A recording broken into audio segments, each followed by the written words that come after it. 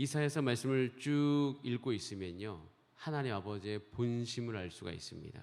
하나님 아버지의 마음을, 진짜 마음이 어디인지를 알 수 있는 거죠.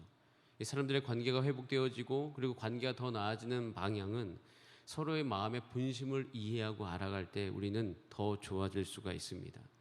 하나님께서는 지금 진노하시는 것 같고, 모든 걸 심판하시는 것 같고, 하나님의 백성조차 훈계하시고 징계하시면서 벌하시는 모습을 우리는 계속 보아왔습니다. 이러다 보면 하나님 아버지의 마음이 오해가 될 수가 있어요. 뭐 남의 이야기라면 가서 이야기해 줄 수 있죠. 원래 하나님은 그러지 않으셔. 하나님은 너를 위해서 항상 준비하고 계셔. 하지만 막상 당하고 있으면요, 그렇게 이야기하기가 참 어려울 때가 있습니다. 내가 당하고 있다라고 우리가 여기고 있고, 그리고 그런 시간들을 보내고 있으면 하나님의 그 징계가 오래 지속되는 것 같이 느껴지면 하나님 왜 이러실까라는 생각을 할 때가 있어요. 내가 지금 당하고 있을 때는 그렇습니다. 이스라엘 백성들도요, 이 상황과 환경 가운데서 이 압박을 받으면서 그 나라가 굉장히 어려울 때 하나님 나라인 이 이스라엘이 왜 이렇게 대하면 되는가, 굉장히 끊임없이 고민이 일어나고 있습니다. 하나님께서는 하나의 백성들을 징계하신다고 성경은 이야기합니다. 그런데 그 징계에는 항상 특별한 목적이 있음을 함께 말씀해 주십니다. 우리가 그 하나님의 뜻, 그러니까 징계할 때 하나님의 마음과 뜻을 알지 못하면요, 우리는 그 하나님 아버지의 마음을 오해하고, 그리고 그 마음을 잘못 이해할 수 있어요. 그것을 잘못 이해하게 되면 잘못된 길로도 갈 수가 있습니다. 그래서 우리는 징계를 당한다고 생각되어지는 내 스스로의 상황 가운데서 항상 하나님 아버지의 마음이 어디 있는가 살피셔야 됩니다. 그것에 대해서 히브리서 12장 6절에서 8절까지, 그러니까 히브리서 12장의 말씀을 통하여서 그 징계에 대한 이야기를 하고 있습니다. 우리 같이 한번 히브리서 말씀 보도록 하겠습니다. 6절부터 8절까지입니다. 시작. 주께서 그 사랑하시는 자를 징계하시고 그가 받아들이시는 아들마다 채찍질 하심이라 하였으니 너희가 참음은 징계를 받기 위함이라. 하나님의 아들과 같이 너희를 대우하시나니 어찌 아버지가 징계하지 않는 아들이 있으리요. 징계는 다 받는 것이거늘 너희에게 없으면 사생자요 친아들이 아니니라 라고 되어 있습니다. 히브리서 12장은요 11장 다음 장입니다. 히브리서 11장은 우리가 잘 아는 바와 같이 믿음의 사람들이 나온 이야기의 장이에요. 믿음장이라고 하죠. 그래서 이 믿음장에서부터 이제 히브리서 12장 1절 2절로 넘어올 때 1절에서 이렇게 이야기하고 있어요. 우리 같이 한번 1절 말씀 잠깐 보겠습니다. 시작. 이러므로 우리에게 구름같이 둘러싼 허다한 증인들이 있으니 모든 무거운 것과 얽매이기 쉬운 죄를 벗어버리고 인내로서 우리 앞에 당한 경주를 하며, 잠깐 여기 말씀을 이렇게 멈춰 주시면 감사하겠습니다. 징계하시는 이유가 있어요. 징계가 필요한 이유가 있답니다. 그것이 무엇인지 아십니까? 우리가 무거운 것이 우리에게 누를 수가 있는 상황과 환경이 우리의 인생 가운데 너무 많아요. 죄가 우리를 덮어버릴 수 있는 그런 경우들이 너무 많아요. 그리고 우리가 싸워 나가야 될 경주들이 우리의 살아가는 그 모든 삶 안에 있다 없다? 있다는 것이에요.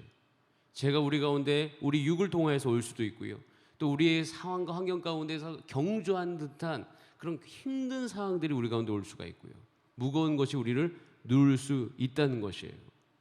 그래서 우리가 이제 징계에 대한 이야기를 하기 전에 히브리서 12장 4절에 이 말씀을 하고 넘어가고 있습니다. 같이 한번 읽어보겠습니다. 너희가 죄와 싸우되 아직 피 흘리기까지는 대항하지 아니하고, 어떻게 하기까지 대항하지 아니하고? 피 흘리기까지 대항하지 아니하고. 죄와 싸우는 정도에 대한 이야기를 하고 있는 거예요. 사실 징계가요, 우리 가운데 필요한 이거 우리가 망하게 하기 위해서 필요한 것이 아니라 죄와 싸우게 하기 위해서, 우리가 삶을 살아가는 힘든 그 경주가 있는데 그 힘든 상황 가운데서 그것을 극복하게 하기 위하여, 즉 다른 말로 얘기하면 징계는 다른 말로 얘기하면 우리를 어떻게 하는 훈련시키는 과정이다라는 것이에요. 우리를 깨닫게 하는 과정이다. 그래서 이 상황 가운데 더욱더 이 죄와 싸울 수 있도록 돕는 과정이 어떤 과정이에요? 징계예요. 여러분, 자녀들을 징계할 때 자녀들을 망하게 하고 징계하지 않으면 우리 너무나도 잘 알고 있습니다. 어떻게 하기 위해 징계합니까? 그 상황 가운데 올바른 판단을 하게 하기 위해서 징계하죠. 잘못된 판단하고 있는 자녀들이 올바른 판단, 올바르게 상황을 해석하게 우린 징계하는 것이고, 거기서 좋은 선택을 스스로 할 수 있도록 징계하는 것입니다. 그리고 거기에 죄가 붙지 않도록 징계하고, 그리고 징계를 통하여서 이 아이가 살아갈 이 세상이 굉장히 험한데 거기서 그것을 뚫고 나갈 수 있도록 이 아이가 강하게 자랐으면 좋겠다라는 마음으로 징계하는 것이에요. 하나님의 징계는 하나님의 백성을 더욱더 강하게 하기 위해서 징계하시는 것입니다. 그리고 그 끝의 목적에는 무엇이 있냐면 히브리서 12장 10절 11절 말씀이에요. 우리 같이 한번 읽어보겠습니다. 그 끝에 목적이 있습니다. 시작. 그들은 잠시 자기의 뜻대로 우리를 징계하였거니와 오직 하나님은 우리의 유익을 위하여 그의 거룩하심에 참여하게 하시느냐. 무릇 징계가 당시에는 즐거워 보이지 않고 슬퍼 보이나 후에 그로 말미암아 연단받은 자들은 의와 평강의 열매를 맺느니라. 어떤 자들? 연단받는 자들. 징계의 목적은 거룩에 참여하기 위해서, 그 사람을 연단하기 위해서. 하나님 왜 우리를 연단하십니까? 로마서에 보면 그 연단은 우리의 소망을 이룬다라고 되어 있습니다. 내 인생에 정말 내가 좋은 아버지, 제가 30대 초반에 시작하면서 좋은 아빠가 되고 싶다, 좋은 남편이 되고 싶다라는 그런 소망이 있었습니다. 근데 제 기질적으로 또 살아가면서 제 연약함 가운데 그것이 어렵다는 것을 날마다 발견합니다. 그런 가운데서 하나님이 연단하십니다. 근데 연단의 과정은 슬퍼 보이고 연단의 과정은 힘듭니다. 근데 그 연단의 과정을 거치지 못하면 내가 정말 소망하는 그런 가장으로서, 남편으로서 가정에 있을 수 없는 거예요. 제게 연단이 없다면 사역자로서, 이 목사로서 살아가는 삶 가운데 열매가 없는 거예요. 사실 여러분이 원하는 그 모든 좋은 관계, 여러분이 원하는 그 삶의 형태는요, 우리의 모든 연단을 통해서 이루어져 가는 것이에요. 그리고 그렇게 이루는 소망은 결코 우리를 어떻게 하지 않는다? 우리를 낙심시키지 않아요. 실망시키지 않는다는 것입니다. 여러분, 하나님의 징계와 하나님의 그 모든 것은요, 결국 그 사람을 거룩하게 하고 그 사람을 연단시키고, 이 구약적인 의미로 우리는 바꿔 이야기하면 결국 그들을 본향, 집으로 돌아오게, 하나님이 백성이 원래 있어야 할 곳으로 돌아오게 하기 위해서 그렇게 하신다는 사실이에요. 이것이 하나님의 본심입니다. 여러분, 그래서 항상 이사야서를 읽을 때, 여러분의 삶에 적용할 때 하나님 아버지의 이 본심을 이해한 상태로 여러분 이 말씀을 적용하시는 은혜가 있기를 원합니다. 하나님과의 모든 것이 정상적인 것으로 회복되는 것이에요. 그래서 이렇게 새롭게 되어져야 되는 길은요, 이 구약의 인물들을 하나씩 살펴보잖아요. 그리고 이스라엘 백성의 나라의 역사를 살펴보잖아요.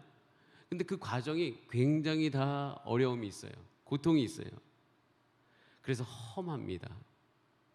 여러분 인생이 험하다고 느껴지시면 여러분 그 과정을 겪고 계신 것이에요. 아까도 이야기했듯이 근데 이런 과정 가운데서 우리가 다뤄야 될 감정들이 있어요. 하나님 나를 돌보시는 거 맞는가? 하나님께서 과연 지금 나를 생각하고 계실까? 그 모든 과정에는 아무도 곁에 없는 듯한 느낌이 있어요. 뭔가 혼자 있는 듯한 느낌이 있고, 그리고 그것으로 말미암아 우리가 하나님을 찾기보다는 그 순간순간 나에게 그 감정과 그 사건에서 해결이 되는 순간의 그 해결을 위해서 하나님이 아닌 것을 선택할 수 있는 위험 요소들이 곳곳에 있습니다. 우리의 삶은요, 또 이스라엘 백성의 삶은 굉장히 불완전합니다. 그래서 그 불완전한 삶 때문에 우리가 때로는 징계를 받는 것 같이 느껴지는 경우가 있습니다. 혹시 여러분이 살아오시면서 내가 하나님께로부터 징계를 받는다라고 생각해 보신 적 있습니까? 그때 왜 그 느낌을 받으셨습니까? 왜 그렇게 생각을 하셨습니까? 그것을 보면은 우리가 정말 원하는데 그것이 내 삶 가운데 이루어지지 않을 때, 그리고 너무나도 슬프고 어려울 때, 그리고 그 안을 다 이렇게 하나님의 은혜로 파헤쳐 보면 그것이 결국 나 때문이라는 것을 알게 될 때, 그런 경우들 때문에 우리는 징계를 받는 듯하게 느낄 때가 있습니다. 그래서 그것이 벌이라고 생각되어지는 경우가 있어요.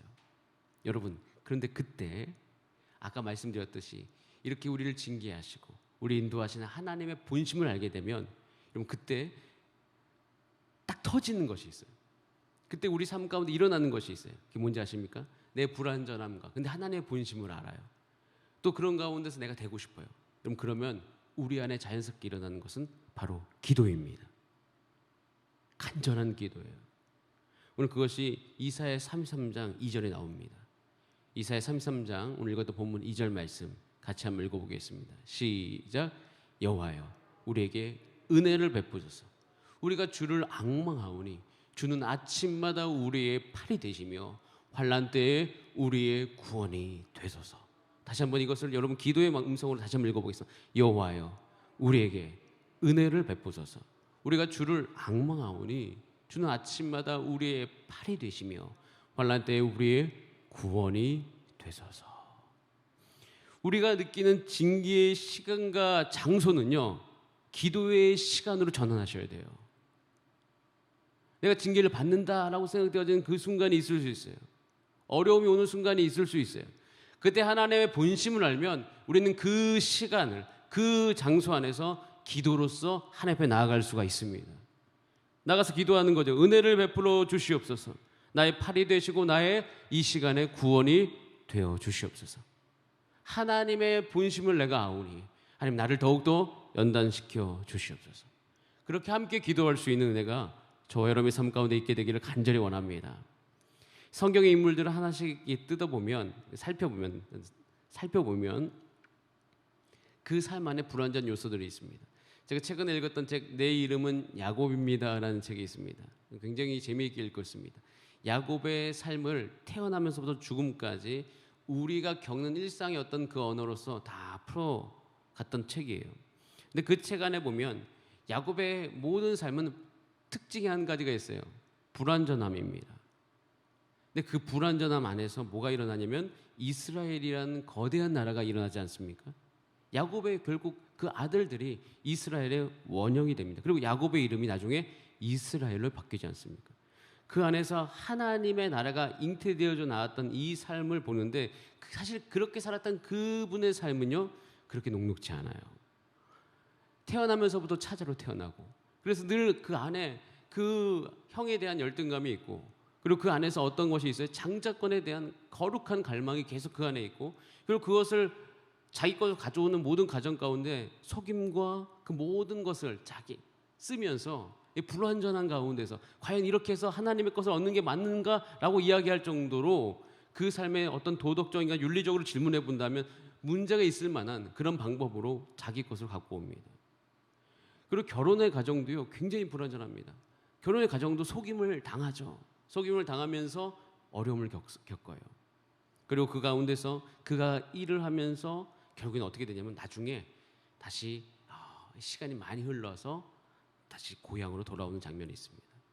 제가 이야기하고 싶은 것은 뭐냐면 그런 모든 불완전 요소들을 다 겪어가는데 하나님께서 곳곳에 하나님께서 개입하여 주셔서 그런 속임을 당하고 그리고 쫓기는 과정 또 라반의 그 삼촌의 집에서 그 일을 해서 그 품삯을 얻는 과정에도 굉장히 치열함이 있지 않습니까?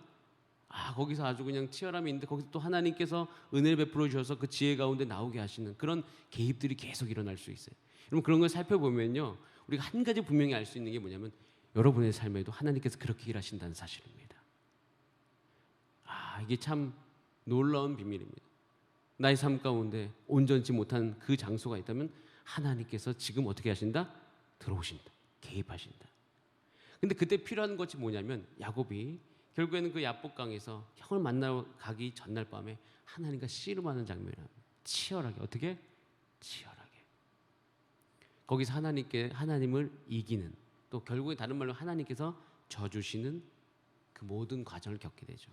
근데 그때 가능했던 이유가 뭐냐면 야곱은 약속이 있었습니다.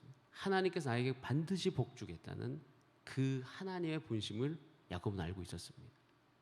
그렇기 때문에 간절히 기도할 수 있었던 것이죠. 저는 지금 우리가 보내는 이 시기에 정말 간절한 기도, 하루 종일 나의 삶을 치열하게 살아가면서 하나님 아버지의 마음을 알아서 간절하게 기도하는 그런 모습이 저와 여러분 가운데 있게 되기를 간절히 원합니다. 기도밖에 안 나오는 상황들. 근데 기도를 안 하면 안 돼요. 하나님의 본심을 알면 우리는 모든 상황 가운데 기도를 할 수 있다는 것입니다. 그러면서 우리는 어떻게 됩니까? 어제 이야기했던 사실 이제 이 33장은 이제 28장부터 하나의 어떤 큰 틀에 있는 것은 이제 거의 마지막인데 어제 이야기했던 그 하나님 왕의 통치에 대한 부분에 대해서 이제 조금 더 다른 형태로 이야기하는 건데 그렇게 우리가 기도로서 살아가게 되면 오늘 읽었던 33장 5절 말씀에서 이야기하는 그 통치가 우리 가운데 이루어져요. 그리고 6절에 복이 임하게 되는데 자 우리 5절 말씀 자, 이사야 33장 5절 말씀 같이 한번 읽어보겠습니다. 시작.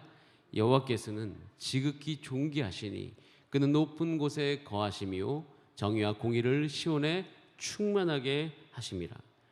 여러분 하나님을 왕으로 모시는 여러분의 삶이 되기를 원합니다. 근데 그 형태가 뭐냐면 하나님 왕으로 모시는 첫 번째 방법은 찬양을 하는 거예요. 하나님을 계속 높이는 것입니다. 하나님을 높이면 하나님이 왕이 되십니다. 여러분의 입술로 하나님을 높이시길 바랍니다. 높이시면 하나님이 우리 삶 가운데 왕으로 존재해요. 지극히 존귀하시니 높은 곳에 거하신 하나님 지금 이곳에 임하소서. 자 그러면은 참된 보물을 우리가 알게 되죠. 그 보물 가운데 우리 매일 살아가게 되어져요. 그리고 그것이 우리 삶 가운데 날마다 지속되어질 때 여러분 그곳에서 하나님의 뜻이 나타나게 됩니다. 자 이사야 33장 6절 말씀입니다. 6절 말씀 시작. 네 시대에 평안함이 있으며 구원과 지혜와 지식이 풍성할 것이니 여호와를 경외함이 너의 보배다 라고 되어 있습니다. 평안과 풍성과 이것이 우리 가운데 있다라는 것을 이야기합니다. 여러분 이사야서를 읽으면서 하나님의 본심을 이해하실 수 있는 여러분의 지혜가 있기를 원합니다. 그 가운데 간절하게 여러분 상황 가운데 기도하실 수 있는 은혜도 있기를 원하며 그 안에서 하나님의 통치가 이루어지고 그 안에서 평안과 풍성함으로 우리의 하루하루 삶이 온전해지게 되기를 바랍니다. 여러분 우리는 지금 기도해야 될 때를 보내고 있습니다. 2021년이 다가오고 있습니다. 여러분 교회를 위해서 우리 모든 사역을 위해서 각 기관을 위해서 함께 기도하신 여러분의 삶이 되시기를 원합니다. 먼저 그의 나라와 하나님의 이 왕국 하나님의 나라를 위해서 함께 꼭 기도해 주시기 바랍니다. 뭔가 축소되어진 듯한 2020년의 그 하나님의 나라의 그 모든 것이 다시금 우리가 기도함을 통하여서 우리의 삶을 통해서 2021년 우리의 삶의 곳곳으로 흩어나갈 수 있도록 뻗어갈 수 있도록 기도해 주시기 바랍니다.